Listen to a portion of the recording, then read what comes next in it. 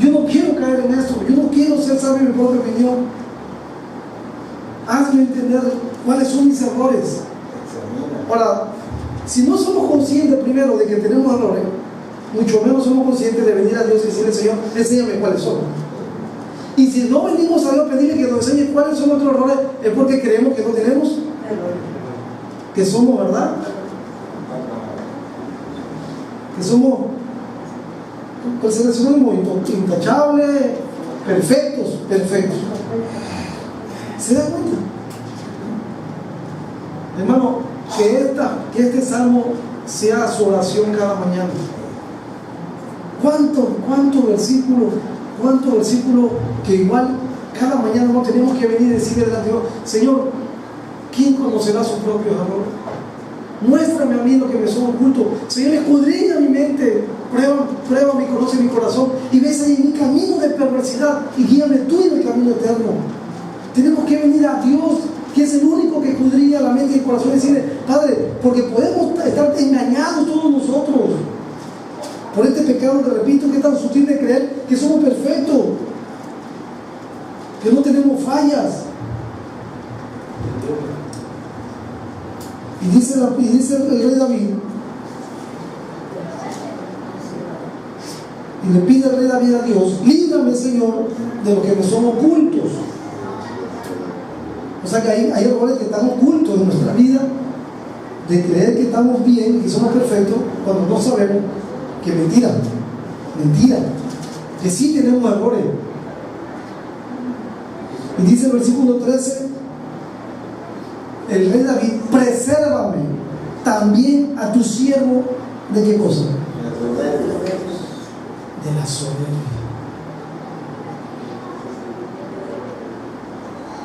Presérvame de la soberbia, que no se enseñoreen de mí. Hay un peligro, ahí está clarito, ¿ah? ¿Qué dice esa oración? Líbrame del orgullo, no dejes que me domine. Líbrame del orgullo, no dejes que me domine. Si el rey David está diciendo estas cosas, es porque ¿qué? Porque hay un peligro en el mundo entero, en nuestra carne, de que el orgullo se pueda enseñorear, tomar control de mi vida. Por eso cuando yo levanté la mano, pregunté la vez pasada: ¿quién es orgulloso aquí? ¿Vale? ¿Quién fue? ¿Quién es? ¿Así fue la pregunta? ¿Quién es orgulloso? No. ¿Quién es orgulloso? Y me levantaron algunos la mano, otros no. Pues eso que no levantaron la mano, déjame decirte, tienes pecado en tu vida. Porque dice, eres más orgulloso que nosotros. Porque dice la Biblia en 1 Juan capítulo 1, versículo 6, que todos tenemos que el que dice que no tiene pecado es mentiroso. Le hacemos mentiroso a él, y la verdad no está en nosotros. Así que mentirosos, todos somos orgullosos. Ahora, el orgullo se manifiesta de diferentes formas, no nada más solamente el pensar qué bonita soy, qué bonito soy, cuánto me quiero. O sea, no es solamente una cuestión física, no es una cuestión. El orgullo puede ser de creerte que eres el mejor de lo que haces, que puedes decir que tienes los hijos mejores, el mejor hijo, y eso sí pecan y falla la mamacita, como yo escucho a la mamá de: no, si mis hijos son los mejores de graciosos, y son unos groseros, maldicientes, borracho, trovador, pero somos tan cegados. ¿Por qué? ¿Por causa de qué? Del orgullo. Es el orgullo. Se dan cuenta, no sé ustedes, pero yo sí puedo ver a través de este pecado todas las consecuencias, toda la profundidad que tiene, y todo el daño que está haciendo no solamente al mundo entero, sino a nosotros los cristianos. Porque puede haber orgullo espiritual también, que ya lo mencionamos la vez pasada. Por eso lo aborrece. Seis cosas: aborrece. Esa palabra aborrecer en el hebreo significa odiar. 6 cosas odia a Dios, y aún 7 domina su alma: los ojos altivos. Y él se va con los otros 6. Entonces, preserva a tu siervo de la soberbia, que no se enseñoreen de mí. Ese es el peligro que corremos todos nosotros. Y si no estamos orando que Dios nos muestre nuestros errores, entonces somos presa fácil de que del orgullo y la soberbia se señalen de nosotros. En el momento en que tú no vienes a Dios a pedirle que te declare cuáles son tus errores, estás denotando con eso que eres un orgulloso, que ya la soberbia está sobre tu vida. ¿Por qué? Porque si no vienes a reconocer eso, es porque tú crees que no hay error en tu vida. ¿Ah? Y es que la dependencia, porque cree que tú puedes ir adelante sin la ayuda de Dios, ¿no? Es más, cuando tenemos problemas y el no venir a Dios o no venir a la iglesia o a los hermanos es sinónimo o señal de orgullo también. Repito, el orgullo se puede manifestar de diversas formas y maneras. No solamente es creer que lo que tengo por el sol de mi frente, no es creerme que tengo una mejor casa que los demás.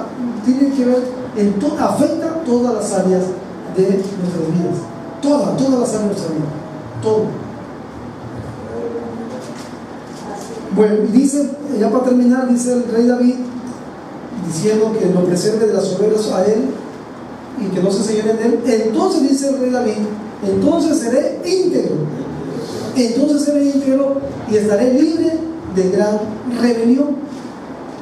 Una persona que no le está pidiendo a Dios que le haga entender y conocer cuáles son sus errores y que lo libre de la soberbia, es una persona que está próxima a rebelarse, a independizarse, a ser un ingrato y un intolerante, de creer que no necesito.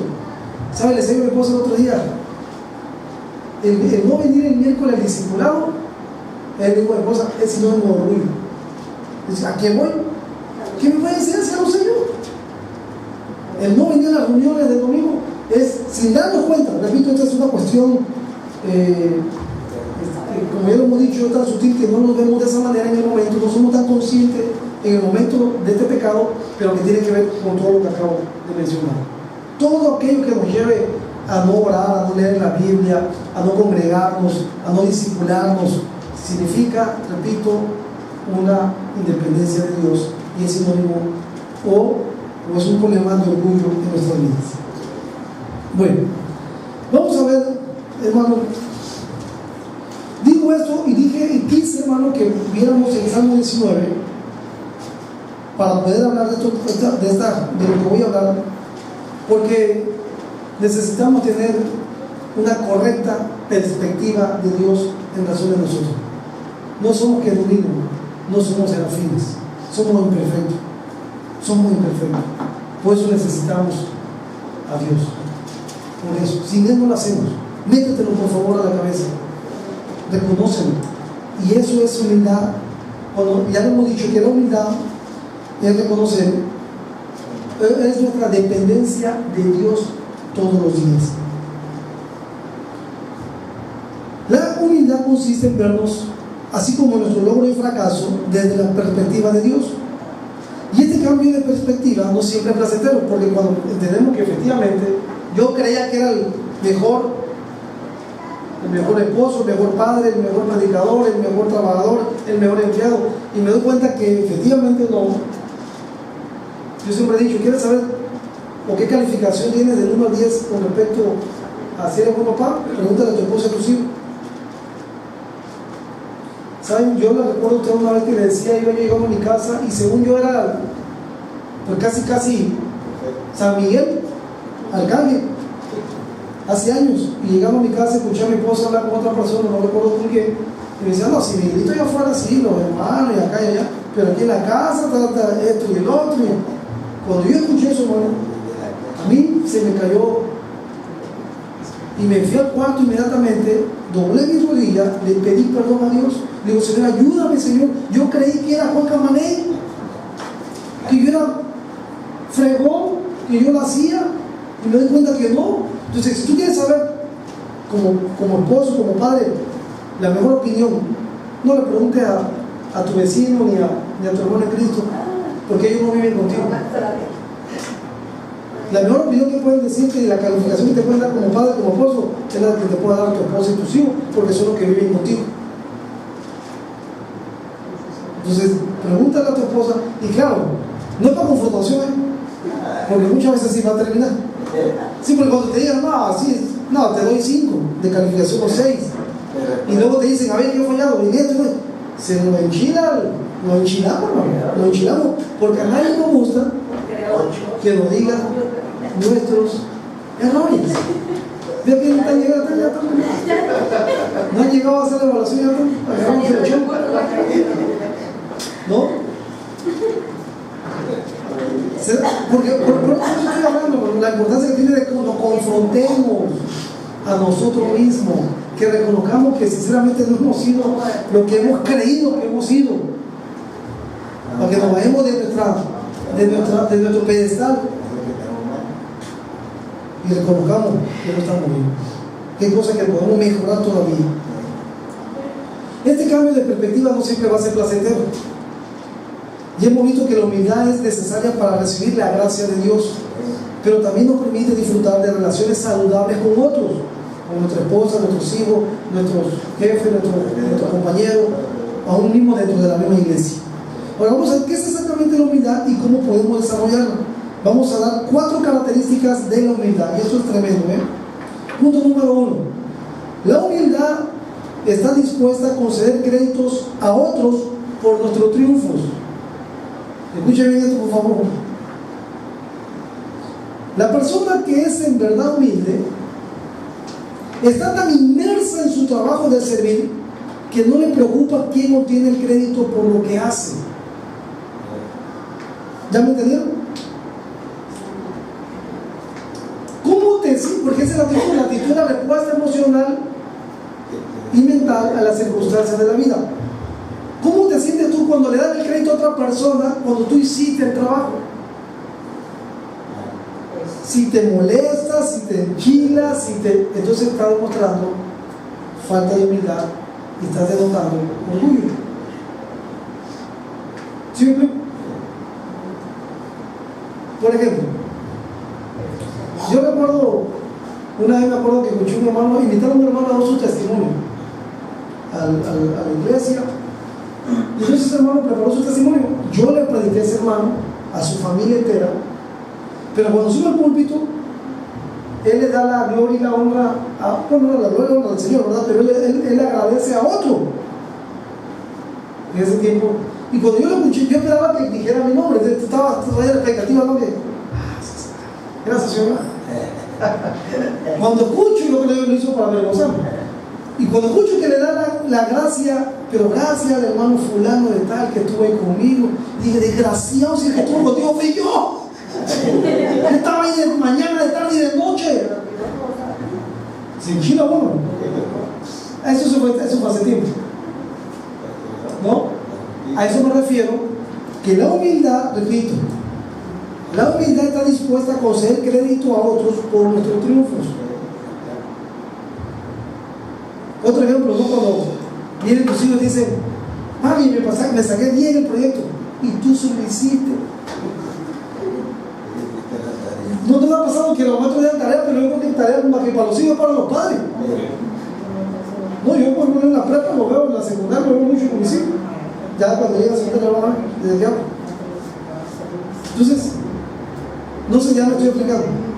Entonces, la humildad, repito, es estar dispuesto el conceder el crédito a otros por nuestros triunfos. Vamos a ver en la Biblia, en Juan capítulo 3, versículo 22 al 30. Juan 3, 22 al 30.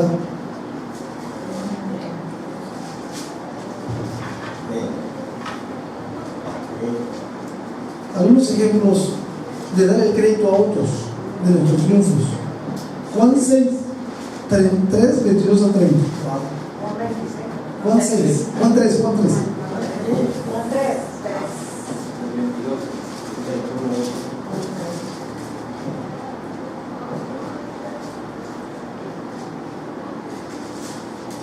Un ejemplo de humildad en la cual el bautiza. Ojalá aprendiéramos de él. Dice la Biblia: después de esto vino Jesús con su discípulo a la tierra de Judea y estuvo allí con ellos y bautizaba.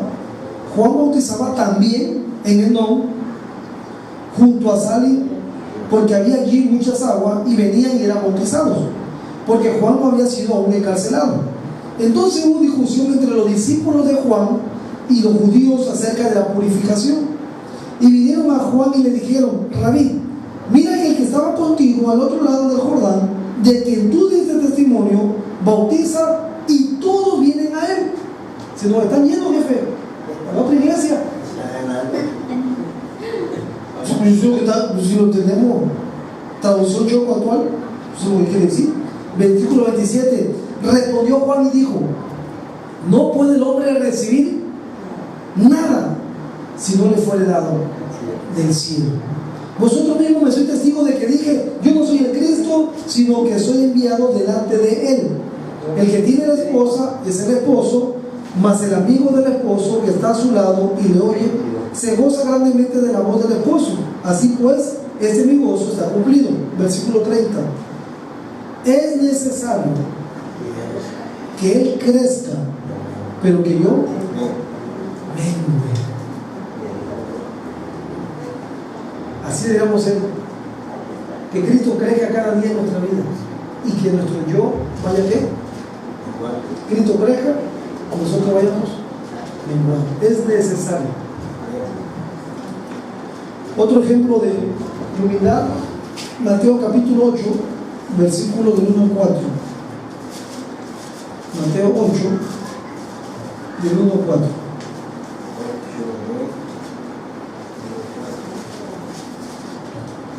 Ese fue Juan el Bautista. Ahora vamos a ver su primo, a nuestro Señor Jesucristo.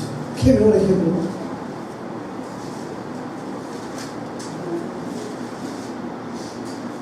Dice la Biblia: cuando descendió Jesús del monte, le seguía mucha gente.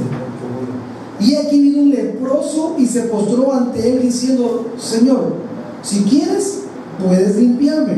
Jesús extendió la mano y le tocó diciendo: quiero, sé limpio. Y al instante su lepra desapareció. Versículo 4. Entonces Jesús le dijo: mira, no lo digas a nadie, sino ve, muéstrate al sacerdote y presenta la ofrenda que ordenó Moisés para testimonio a ellos. ¿Amén? Hoy en día, digo porque hace poco he visto, en estos días he visto 2 o 3 señales. Ven y recibe tu milagro, noche de sanidad, como si fuéramos por nosotros. Ahora, porque eso es presunción y es orgullo. Nosotros oramos porque si Dios quiere y es su voluntad, puede sanar a alguien, pero no porque nosotros oremos y Dios vaya a hacer lo que nosotros pidamos. ¿Sí me explico? Cada vez que oremos, nos debemos decirle: Señor, si tú quieres, como el leproso, ¿no? Si quieres, puedes limpiarlo. Pero si quiero, seguir. Cuando oremos por un enfermo, Señor, aquí decimos, ¿verdad? No, en el nombre de Jesús le prendo y echo fuera diabetes, cáncer y cuanta. Y el pobre cliente se nos muere a la semana. Pero no es porque tú digas, es por si la verdadera oración correcta es: Señor, si tú quieres, si es tu voluntad sanarla, sánala. Eso debe ser lo correcto. Nosotros no tenemos a Dios en nuestra mano ni en nuestra lámpara como para que nuestro genio de lámpara, que cada vez que la frotemos haga lo que nosotros querramos. Ahora, lo importante aquí, repito, hablando de la humildad, es que Dios, ¿qué dice la Biblia? Él salvó al leproso y el pueblo dijo: anda, ponle y diga todo que fui yo. ¿No haríamos eso nosotros? No es lo que hacen hoy en día los grandes sanadores, evangelistas, pastores, apóstoles, que se anuncian con toda esta cosa. Sin embargo, Jesús sanaba a la gente y decía: no lo digas a nadie. Y ve y preséntate al sacerdote y haz todo lo que manda Moisés en la ley. Hace algo que está bien. Jesús no andaba buscando, hermano, gloria de los hombres. Ya vamos a ver más adelante en Juan capítulo 5, 19 y 30, otro versículo acerca del mismo Señor Jesucristo. Jesús no andaba buscando su propia gloria, pero pareciera que nosotros los hombres sí andamos buscando nuestra propia gloria.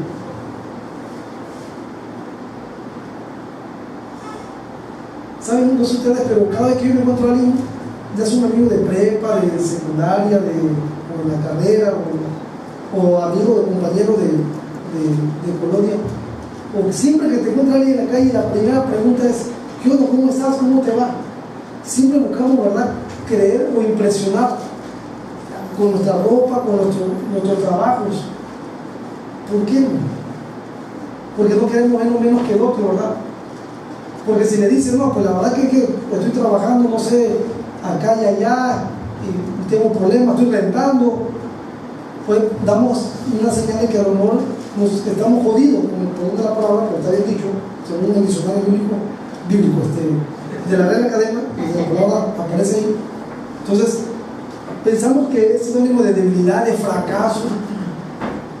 Imagínate a Jesús le preguntan: ¿qué onda? Jesús le hubiera preguntado a uno de sus contemporáneos, y Jesús le hubiera dicho: yo no tengo casa, no tengo carro, no tengo mujer, no tengo hijo.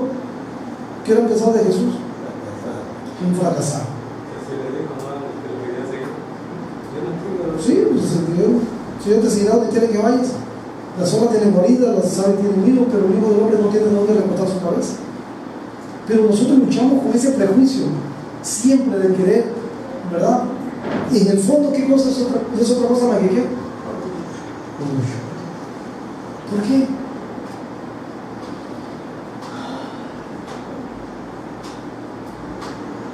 Pasa todo en la vida. Si no tenemos camisa de marca que diga Tommy o Náutica, o si nuestro celular es un iPhone, o si no tenemos Frenzy, o si no nos que te revienten toda porque no. ¿Se dan cuenta?